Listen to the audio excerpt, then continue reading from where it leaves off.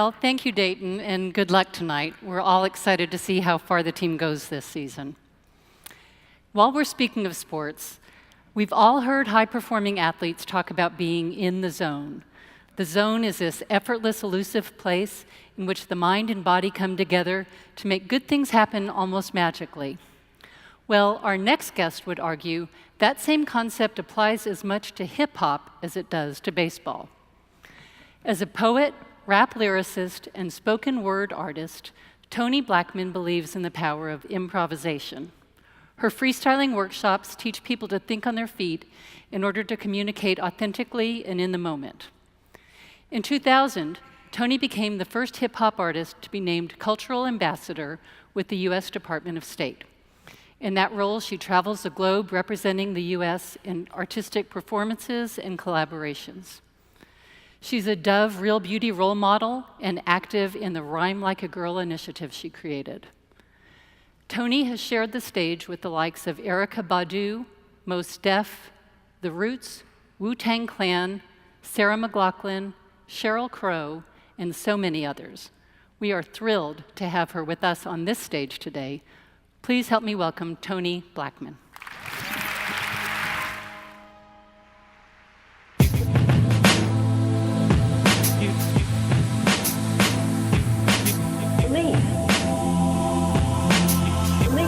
How y'all doing? What's up, what's up? Huh? What's up, Hallmark? Be convinced, have confidence. There is no coincidence, only consequence when events have significance. Let faith be your evidence, let fear be at a distance. Let the light shine, who feel the luminescence. The essence of belief can be a two-headed beast. One who sees hunger and one who sees the feast. One who sees the glass full, the other sees it empty. One who sees despair, one who sees possibility. Believe and get your mind and your heart in sync. Believe, choose the thoughts that you think. Believe, y'all, believe. Believe we can do it. Believe we gonna get through it. Believe, yes. Believe, believe we can do it. Believe we gonna get through it.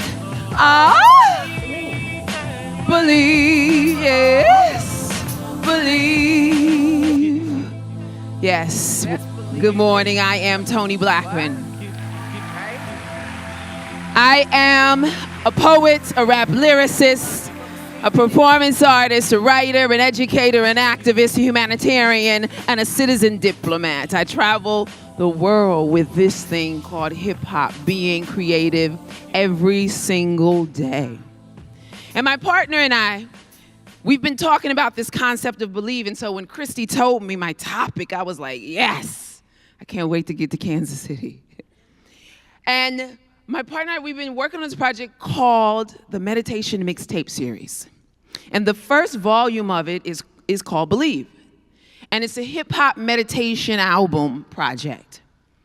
And while we started working on it, we started to be confronted. You know, when you have an idea and it starts to hit you in your face, or you say you want to do something with your life, and it's like you say you want to save money, spend less, then you lose your wallet.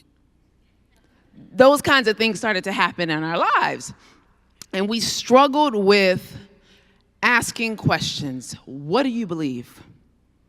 What do you think people are going to say about this? What is it that you have to say? What does this really mean? And we realized the more and more as we went along is that what was the wrong question? We really needed to get to the core and ask why. Why are you doing this? Why do you think it matters? Why? And the deeper we got into the why, we still came back to the what. And there was just questions and questions and questions. At a certain point, we had to accept that some of these questions would not be answered until we chose the completion, because I'm in a room full of creatives, and you know you always have something to go back and change, right? There's always something. And so we had to get to a space of acceptance, and I was in the studio, You see, this is my process, smiling and then intense contemplation and sometimes sadness and tears. So I had to get to a space where I embraced believing and I trusted my creative process. I believed in my creative process. And it wasn't until I got there that we were able to get closer to completion. We kept recording and recording and recording. There was an affirmation track. There was a prayer track. There was a guided meditation. There was an excerpt from the talk. The talk was too long. The song was too long. There was too many affirmations. Should you say the word God or not? And we struggled with where were we standing and who were we trying to reach. And then at one point we just gave up and said, what the hell? We're just going to do it. And I've been on this creative path for a very long time. That's little Toni in the Bay Area, in Pittsburgh, California, no H at the end. And I believe we are all created. Because, somebody has to create for us to get here, when that sperm meets the egg, creation process. And then we are born creators. We exit the womb as creatives. And Picasso has right.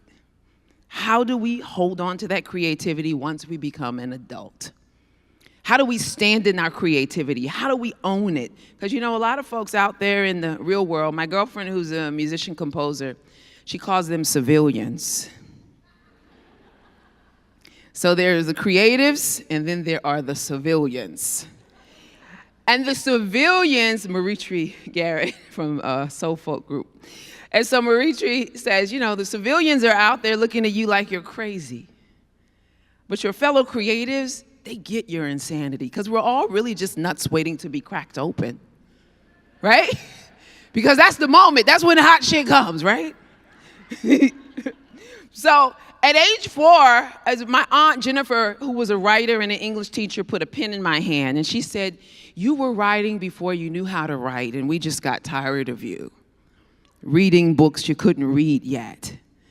And so I started to write, and because she was a poet, I started to write poetry, and then I started to write children's books. I even designed a greeting card line when I was in the 2nd grade. And I just started to write and to write and to write and to write, and in high school, I became a cheerleader, and I don't know why my mom let me do this. She let me quit piano after 12 years of study for varsity cheerleading. What is that? But I know I was strong-willed and precocious, so she probably was afraid of me, what I might do. Or I wish she hadn't have done that, but that's another story. As a cheerleader, I became president of the Spirit Committee. I produced all the rallies for the basketball and football season, and I was very serious about my production because I believed in my heart of hearts, with all of my idealism, that creativity could influence a win. So we would take a popular rap song and change the words to support and fit our team. And so this song came before I was in high school, but it's the only one on my head. You guys know the song? A hip, a hop, a hip to the hip, hip, hop and you don't stop. So we would say, a Pittsburgh Pirates, we move, we're moving and we grooving toward a win. And so we would just change the words. That's how I started rapping, for real. And so some guys in the hip hop world, they hate this story. They were like, a cheerleader, really, Toni?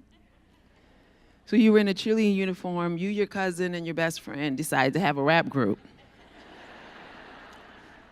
So it doesn't really work in the streets, but I'm too old to be worried about street cred.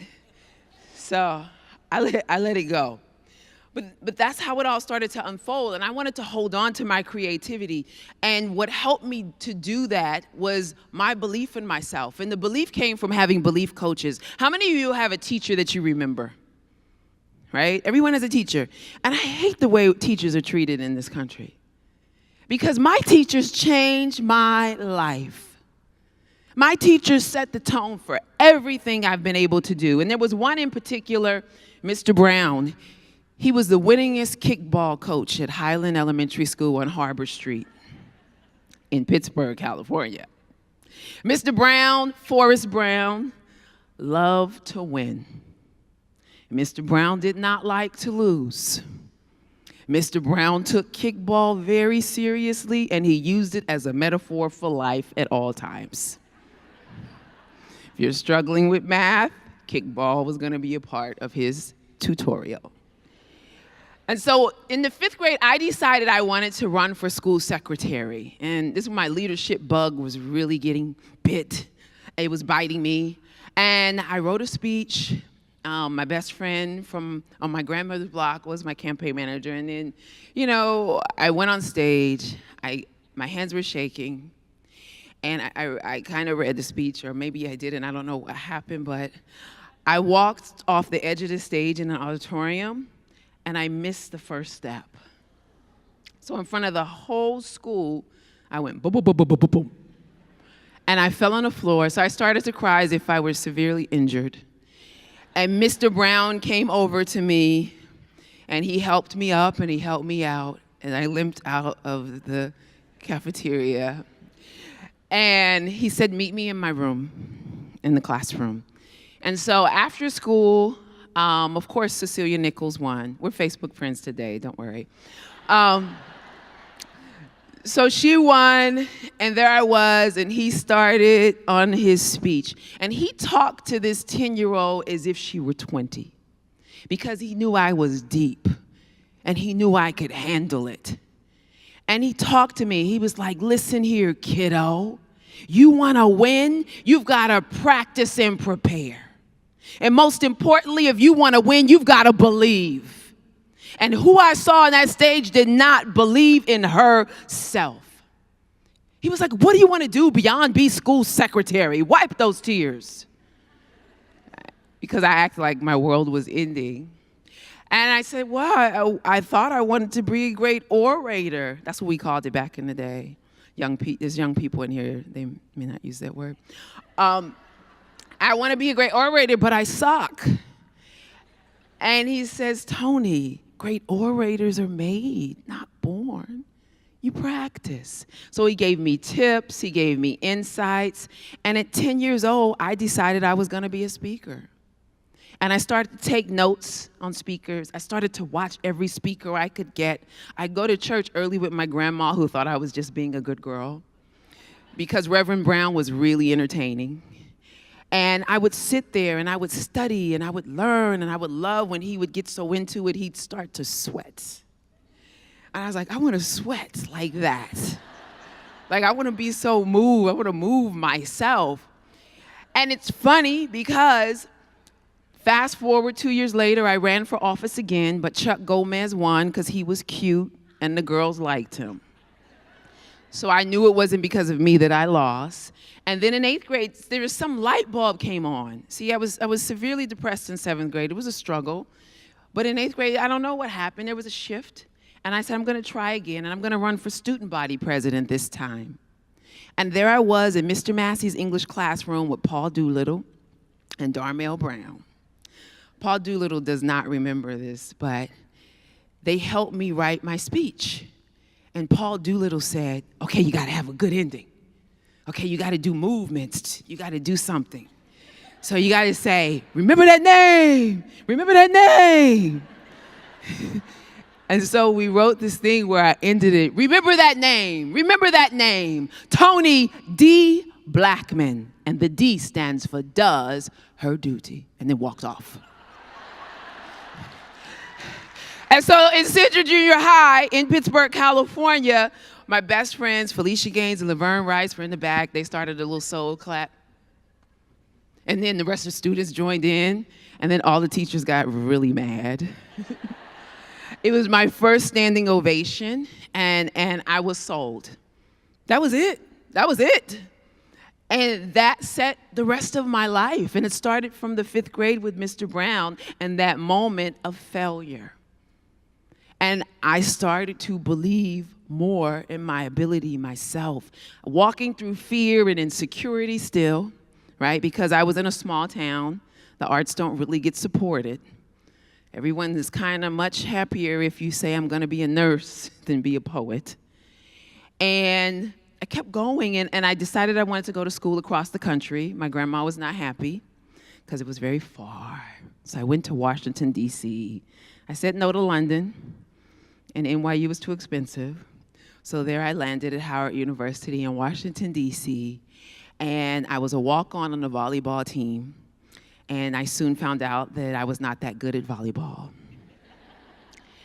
And the coach said, hang in there and we'll try to get you something. And I was like, I'm gonna go over to the School of Communications and talk to the speech team. And so one thing I knew how to do well was run my mouth. And so the coach told me what to do to win a full tuition scholarship. I did it. I got a scholarship the following semester.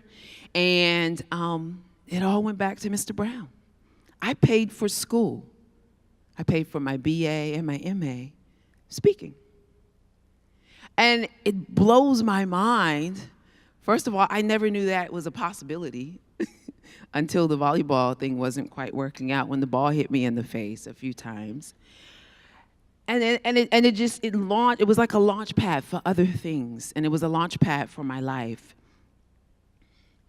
And this work that I ended up doing with the cipher, and with hip hop and with art.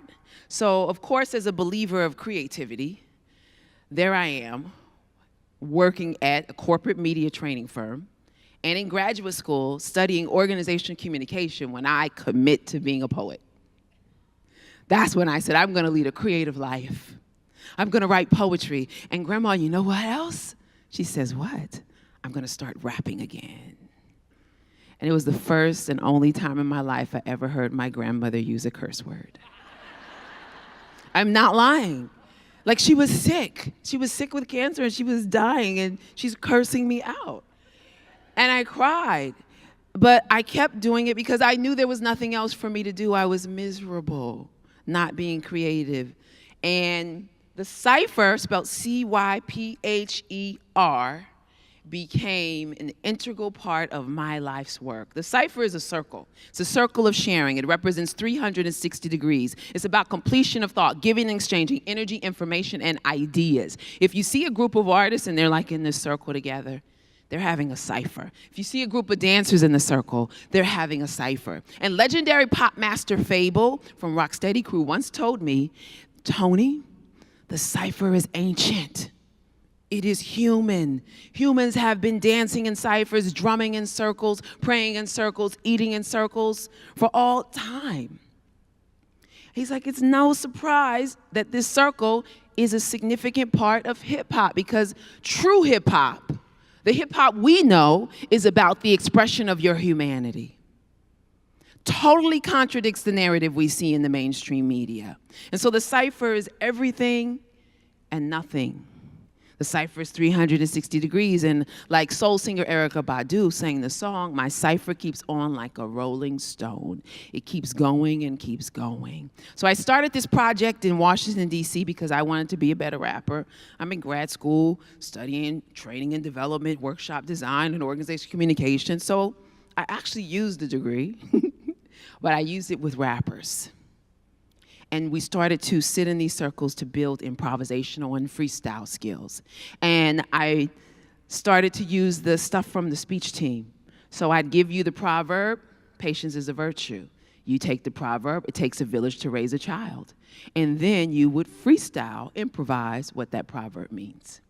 And what I found over time is that if they came for at least 3 to 6 months, the need for aggressive lyrics would automatically decrease, right? The need to tell negative stories would decrease because they'd find access to their creativity, and they'd strengthen their confidence, and they'd build those muscles that are necessary for one to be a great storyteller and to deliver inspiring, authentic speech from a vulnerable space. And it all started to come together because I believed in creativity. Then it led to me becoming the first U.S. hip-hop ambassador. I've traveled with the State Department. I've been to 41 countries, and I leave for Turkey this Thursday. And so I went to Norway. I went to Iliae in Brazil. I went to the Philippines and to Taiwan. Thailand and Taiwan. And then I did a lot of work in Senegal, where I've been several times. The last time was with the Next Level Project. And in the Congo, one of my most special experiences, I was there for a residency. You know, in places like the Congo, and there are several countries around the world that don't get enough attention here, women are being used as war weapons. There is systematic rape that occurs, i.e., they'll come to your house this week to rape you, and next month they return to rape your daughter and your mother. And it's absolutely insane and disgusting. And so we worked on a project, and the women there, these are already professional established artists. We worked with men and women, and they wanted but the women, they wanted to do, they loved my poem, Invisible Woman, and said, can we translate that to French and create a song from that? And that's what we did. So we did a song, we created a music video, and just dear to my heart was this experience. And now currently I still facilitate these ciphers. These are some of my guys who I've enrolled in the mission to use hip hop to change the world. They all rap, and a few of them rap and sing. And this is in front of the City Lore Project. And these are my ladies. I have a collective of women who I'm training, coaching, and mentoring. It's called Rhyme Like a Girl. And it's about using hip hop to get women and girls to honor their voices. And so we do women's summits, girls' conferences, and programs.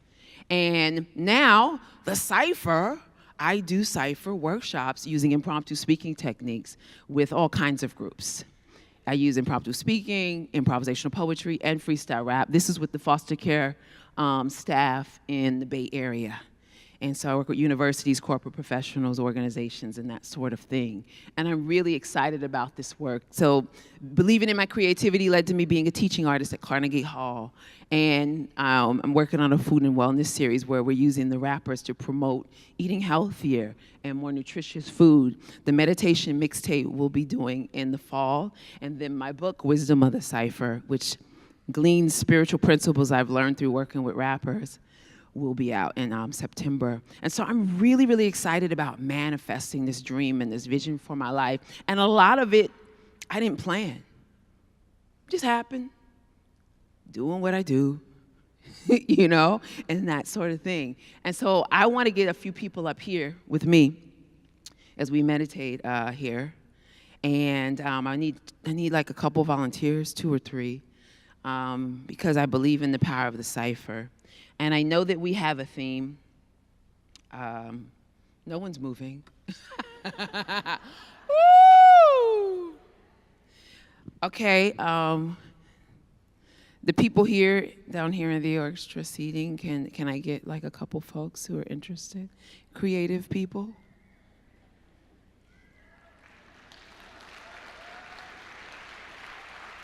We have some folk?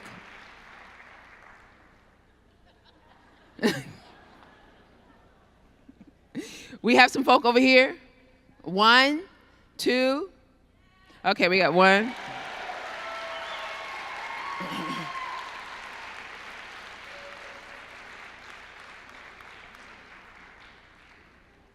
We got 2.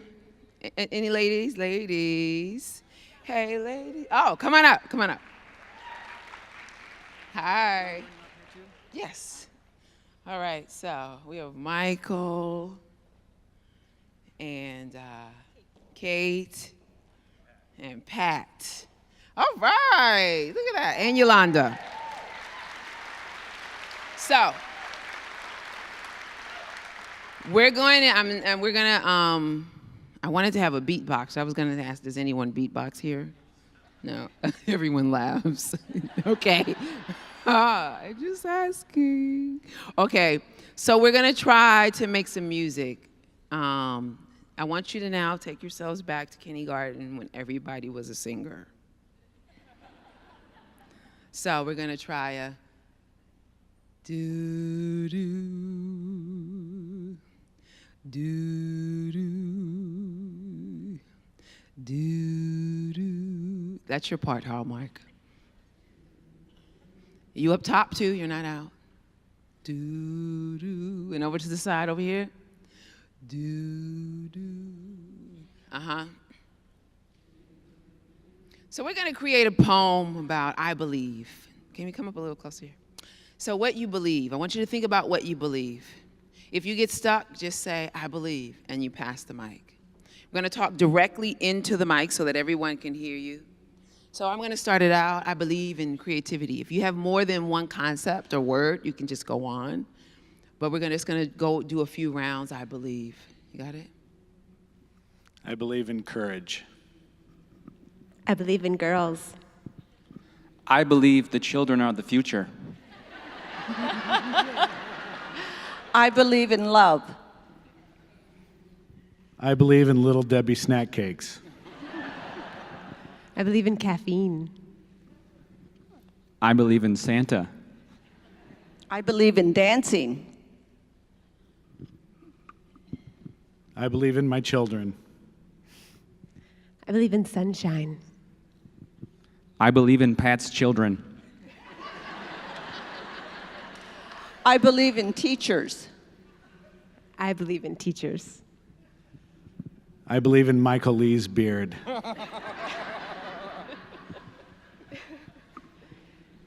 I believe.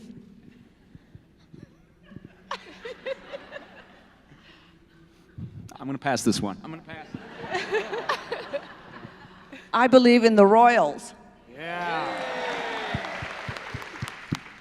I believe in community. I believe. I believe in Hallmark Creative.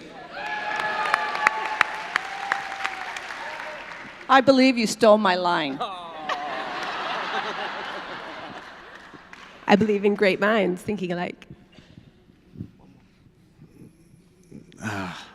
I believe. I believe in Darren's sock choice for the day. I believe. I believe. I believe. Everyone? I believe. All right, thank our team. Thank you, guys. So, I collect sunsets. Oh, they took it off. I collect sunsets. I've collected a few sunrises, but I'm an artist, so I miss the sunrise a lot. But I snap a photo with the intention of remembering the moment, you know, of creating a memory. And so I've snapped these sunsets in countries, in different cities. Some of them I can look at them and remember exactly where I was, and that sunset in Yamoussoukro and Ivory Coast when we were on tour in the north in the war-torn region right after the rain. Like, I know that picture whenever I see it because it was just such a beautiful moment. And I create these moments with intention and with the intention to honor my experience and to remember it and to believe that it is my energy and my heart and my desire that manifested this moment, this life experience, and that I was able to create the intention strong enough to draw the people, the resources, the energy, the team, to make this vision for my life happen. And it was because I believed in creativity. I believed in creativity so much that my belief took me around the world to 41 different countries. And so something we have to do is maintain our belief, right? Maintain that sense of purpose, maintain that sense of hope, of playfulness, allowing ourselves to be messy, right? To be out of order, to exist in chaos, to not know what's going to happen next, and to trust the process with our belief. So I want to close with my freestyle. You got it? You got the music?